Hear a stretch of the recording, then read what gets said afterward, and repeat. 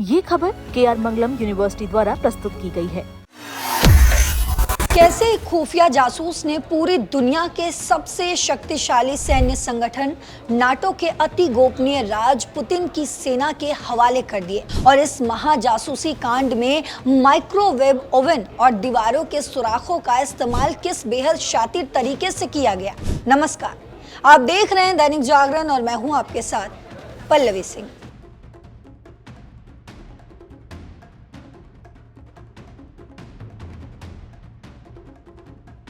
अब जरा सोचिए आप, जब हम और आप चैन की नींद से सो रहे होते हैं तब अंतर्राष्ट्रीय कूटनीति के पर्दे के पीछे एक बेहद ही खतरनाक खेल चल रहा होता है। मैं बात कर रही हूं जासूसी की दुनिया के एक ऐसे सनसनीखेज खुलासे की जिसने इटली से लेकर पूरे यूरोप और अमेरिका तक हड़कंप मचा दिया है। इटली की राजधानी रोम में पुलिस ने एक ऐसी खुफिया नेटवर्क का भांडाफोड़ किया है जो सीधे तौर पर रूस के राष्ट्रपति व्लादिमीर पुतिन के लिए काम कर रहा था।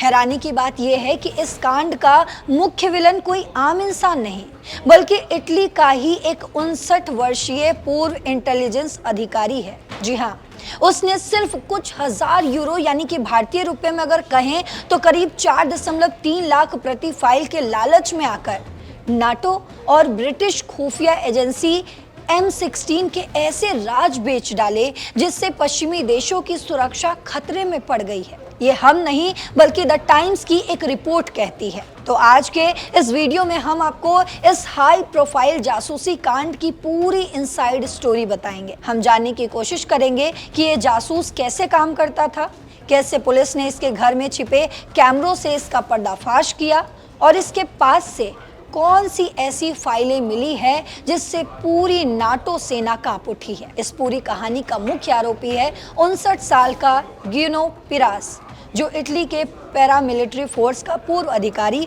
और एक मंझा हुआ खुफिया जासूस रह चुका है। पिरास के ऊपर आरोप है कि उसने पिछले करीब 12 सालों से रूस के सैन्य खुफिया संगठन GRU के लिए काम किया है।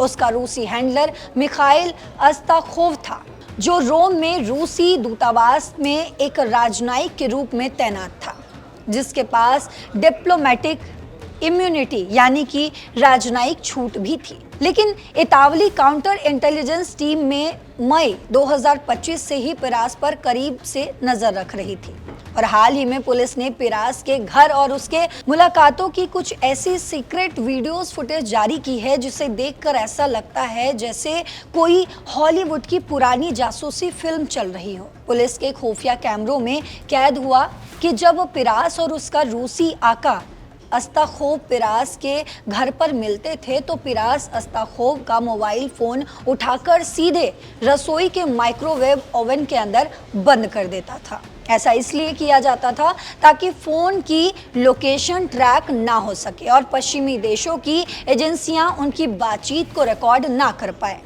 और इतना ही नहीं, खुफिया जानकारी के लेन देन के लिए ये लोग डिजिटल माध्यमों के बजाय बेहद ही पुराने और क्लासिक जासूसी तौर तरीकों का इस्तेमाल करते थे। रूसी हैंडलर पिरास को छोटी छोटी कागज की पर्चियों पर उन जानकारियों की लिस्ट देता था जो मॉस्को को चाहिए होती थी। वे रोम के पास एक शांत झील के किनारे बेंच पर बैठकर मिलते थे। जब पिरास फाइलें इकट्ठा कर लेता तो वो उन्हें किसी सुनसान जगह पर बनी दीवार के एक गुप्त सुराख यानी कि डेड ड्रॉप में छिपा देता था, जहां से रूसी एजेंट उसे चुपचाप उठा लेते थे। पिरास ने इटली की सेना में काम कर रहे 4 एक्टिव सैनिकों सहित 6 अलग अलग गुप्त सूत्रों का एक पूरा जाल बना रखा था, जो उसे रक्षा मंत्रालय के कंप्यूटरों से फाइलें चुरा कर देते थे। लेकिन इस पूरी कहानी में सबसे मजेदार और चौंकाने वाला मोड़ तब आया जब पुलिस ने उनकी फोन कॉल रिकॉर्डिंग सुनी।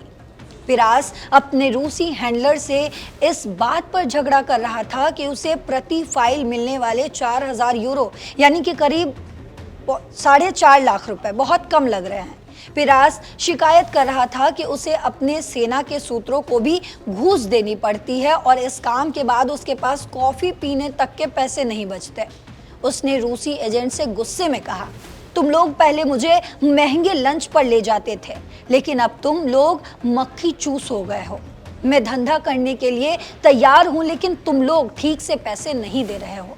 लेकिन दोस्तों, फिरास भले ही पैसों के लिए रो रहा था, लेकिन उसने जो फाइलें रूस को बेची वे बेहद ही खतरनाक थी। जब पुलिस की स्पेशल इंटरवेंशन यूनिट ने फिरास के ठिकानों पर छापेमारी की तो उसके पास से एक डिजिटल फाइल मिली जिसका नाम था फर्स्ट लिस्ट M16। इस एक फाइल के अंदर ब्रिटिश खुफिया एजेंसी M16 के दर्जनों सीक्रेट एजेंटों के असली नाम, उनकी पहचान और उनकी पोस्टिंग की पूरी डिटेल्स थी। अगर ये लिस्ट रूस के हाथ पूरी तरह से लग जाती तो ब्रिटेन के कई जासूसों की जान खतरे में पड़ सकती थी। इसके अलावा फिरास ने इटली और फ्रांस द्वारा यूक्रेन को दी जाने वाली बेहद ही आधुनिक हवाई रक्षा प्रणाली यानी SAMP-T मिसाइल सिस्टम और एस्टर मिसाइलों के गुप्त परीक्षणों का डेटा भी रूस को बेच दिया था।